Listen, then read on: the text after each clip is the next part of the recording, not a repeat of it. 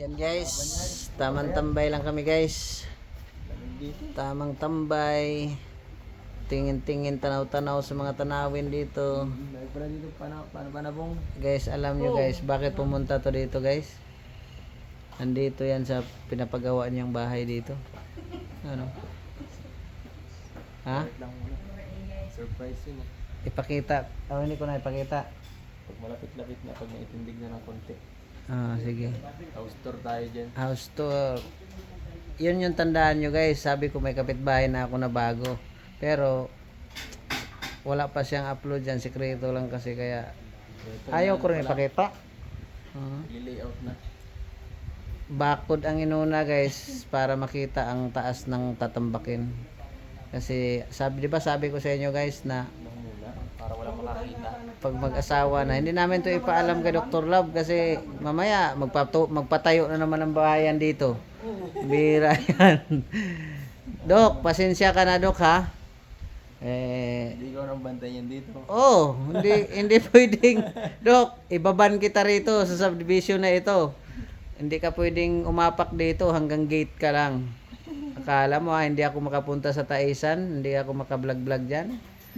Ngayon Dok, ililipat na namin yung mga taga-Taisan dito.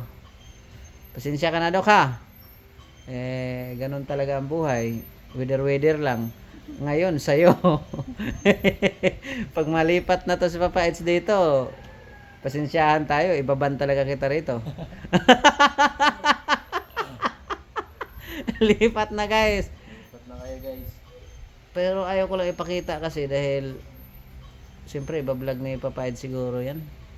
Huwag mo na ipakita ang daan dito kasi baka malaman eh. Yung daan talaga kasi lalo na kay Dr. Love. Pero kung sabihin niya magsimba siya doon sa church, tapos dito siya dumaan sa likod, kunwari, wala na, nakaban na nga siya dito. Hanggang church lang siya. Ito ba ang church? Likod niyang, likod niya. Dito. Yung katabi nung blue na yun. Kaya hanggang dyan lang siya, doon kay Pure Health. Hanggang tanaw-tanaw na lang kung pupunta si Dr. Love dito kay Pure Health, hanggang tanaw-tanaw na lang siya dito sa amin. Oo. Din babakurin pa yan dyan. Wala ka talagang magagawa, Dok. Dito si Papa Eds magano na eh. Kasi pag 30 na niya, Dok, mag-asawa na ito, Dok. Kaya pasensyahan na tayo, Dok. Sabi nga ni Kuya Kim, Dok eh.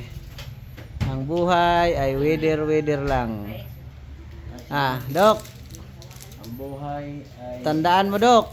Hindi biro ito. Totoo to. Baka mamaya sabihin mo, niloloko ko lang kayo. Pag malipat na sila dito, Dok, ban ka rito. Mamaya kausapin natin si Kuya Sam kung anong masasabi ni Kuya Sam, no? Mamaya.